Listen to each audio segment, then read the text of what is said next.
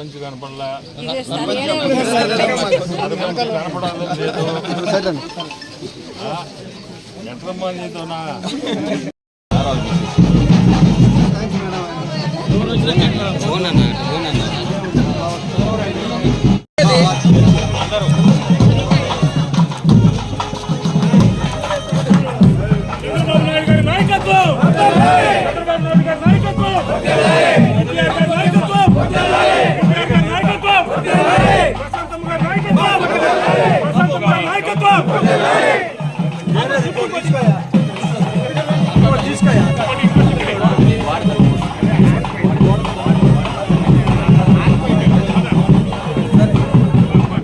చేయాలి మీకు అది కానీ ఎన్రోల్ అవ్వకపోతే నా దగ్గర అంటే నేను లెటర్ ఇస్తా కలెక్టర్ దగ్గర తీసుకుపోయి ఆ అబ్బాయికి పెన్షన్ ఇప్పించండి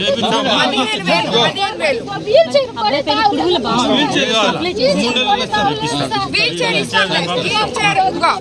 వీల్ చైర్ ఈ వారంలోనే పంపిస్తాం సరేనా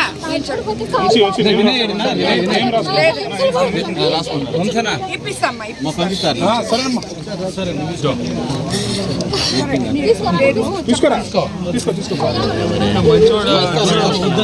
కాదు నువ్వు చెప్తుంటే తీసుకోలేదంటే నువ్వు బాధపడబాకు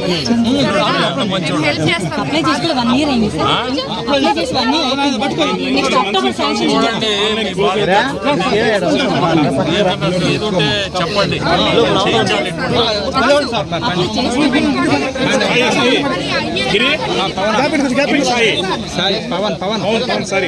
ప్రభుత్వం అనే ఈ కార్యక్రమానికి విచ్చేసిన తెలుగుదేశం నాయకులు కార్యకర్తలు మన ఎంపీ గారు వేమిరెడ్డి ప్రభాకర్ రెడ్డి గారికి అదేవిధంగా జన సైనికులు బీజేపీ నాయకులు కార్యకర్తలు ఇక్కడికి విచ్చేసిన ఈ గ్రామ మత్స్యకార సోదరులు సోదరిమణులు ఎస్టీ సోదరిమణులు గౌడాసు సంబన్సు అందరికీ ధన్యవాదాలు తెలుపుకుంటున్నాను.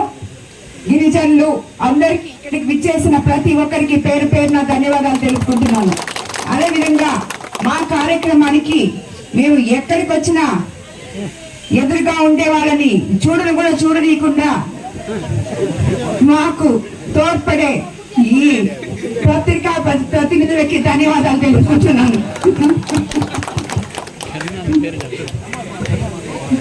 ఈరోజు మనం ఇక్కడ ఎందుకు ఈ సమావేశం అయ్యామంటే గత 100 రోజుల్లో మన ముఖ్యమంత్రి చంద్రబాబు నాయుడు గారు మనకి ఎంత సమర్థవంతమైన ముఖ్యమంత్రో మనం తెలుసుకోవడానికి ఈ సమావేశానికి మనం అందరం ఇక్కడ హాజరు కావడం జరిగింది.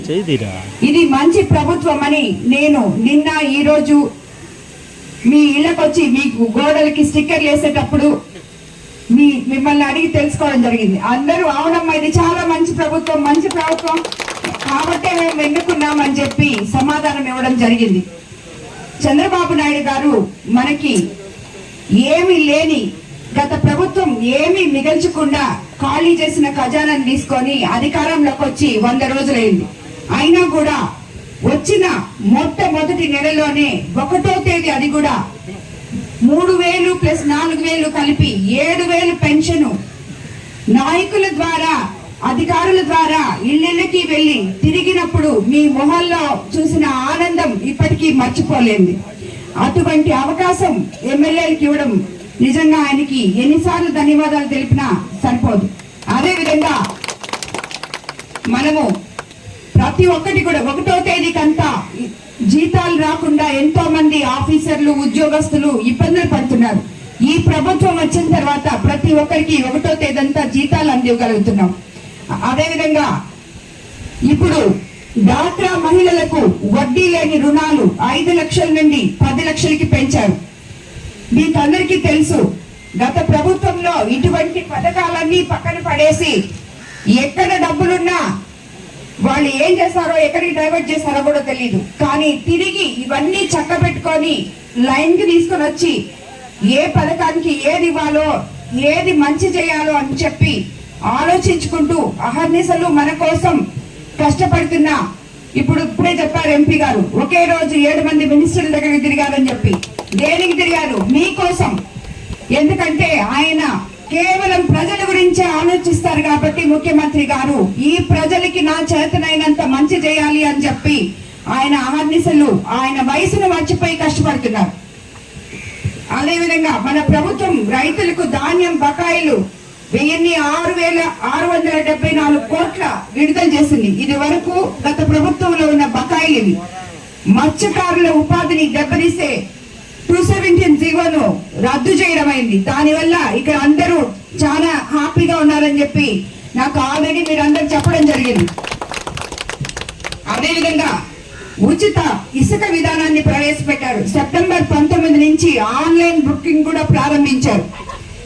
గృహ నిర్మాణానికి 4 లక్షలు పెంపు, గ్రామాల్లో 3 సెంట్లు, పట్టణాల్లో 2 సెంట్లు రాబోయే రోజుల్లో మీ అందరికీ అందుబాటులోకి తేబోతున్నారు.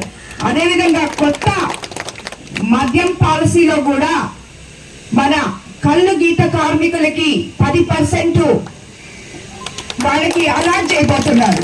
కాబట్టి ఇటువంటి అన్ని మనము రహదారుల మరమ్మతుకు 290 కోట్లు, వరదల్లో దెబ్బతిన్న రోడ్లు పునరుద్ధరణకు 186 కోట్లు విడుదల చేయడమైంది. ఇలా 100 రోజుల పాలనలో 100 కార్యక్రమాలు మనకి ఎన్నెన్నో చేస్తున్నారు. మహిళలు ఉచిత ప్రయాణ నిమిత్తం 1489 కొత్త బస్సులు కొనుగోలు చేయడం జరిగింది.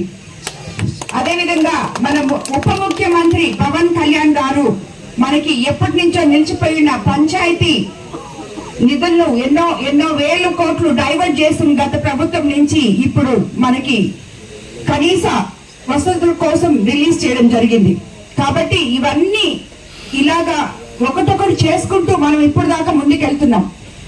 రాబోయే దీపావళికి ఉచిత సిలిండర్లు ఇవ్వబోతున్నారు, 3 సిలిండర్లు.